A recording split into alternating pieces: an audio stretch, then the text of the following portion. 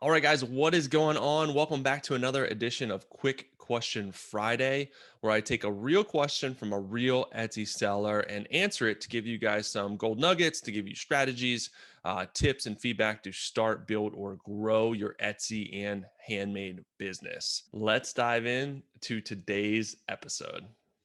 So I did have another question that I wanted to get at. This one was good photos are important. Should the backgrounds be the same, consistent, or should the listing photos be different? So this is another big thing that people get wrong when they start. Photography is just as important, if not more important, than SEO. Search engine optimization, which is basically the keywords that you're using in your listings. So photos should be at the forefront of your focus. And this is something I messed up early on, but you got to make sure that your photos have good lighting. And a lot of people make the mistake. They buy like a super fancy camera and this equipment that's expensive when you really, all you need is an iPhone or an Android. Most new phones are perfectly capable of taking super high quality photos. So that's really all that you guys need. The problem is the lighting.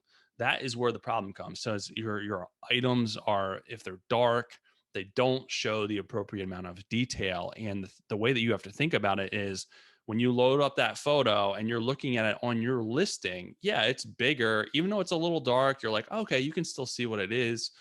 It still looks okay.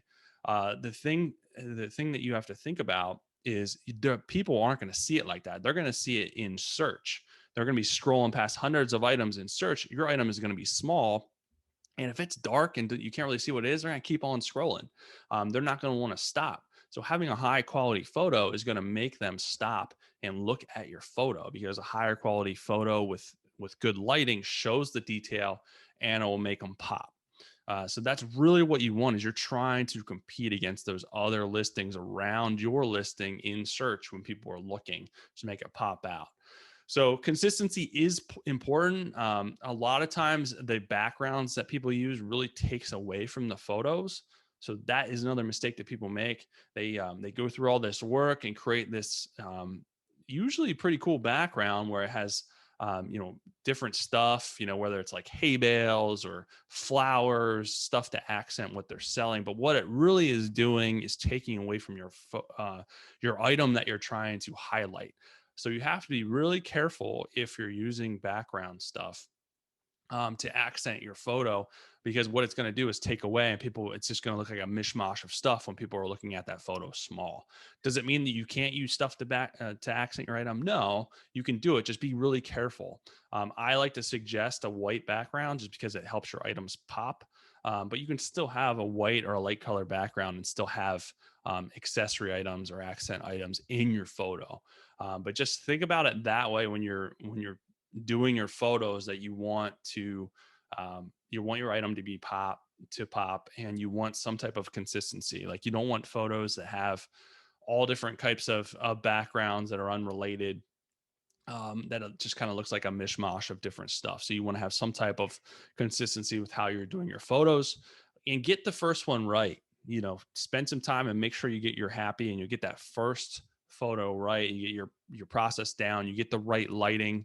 You can buy light kits on Amazon pretty cheap. That's usually mostly what it takes. But even then, you have to play around with it to get the lighting right, because there's going to be shadows and different things. So just take the time, get that first photo right, get your process right. It does take a little bit at first. It's like anything.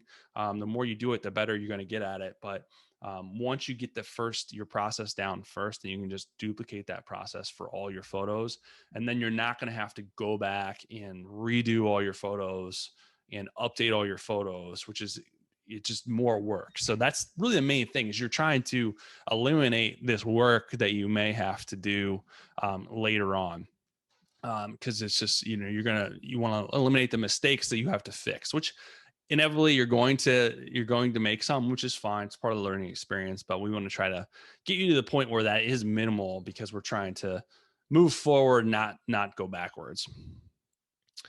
All right, guys, that's all for today's episode. Hopefully, that question and answer helped you out, gave you some strategies, some tips that you can use to implement in your own Etsy and handmade business to start, build, and grow and get to the next level. If you guys want your questions answered, you guys want support, help, feedback, whatever you need to start, build, and grow your business, you can jump into the Handmade and Beyond community. Get it free. You can get a free 30-day trial so you can test drive everything, get full access. If you go to www.handmadeandbeyond.com/HB free trial. Hope to see you guys in there soon. Until next week, have an awesome rest of your day.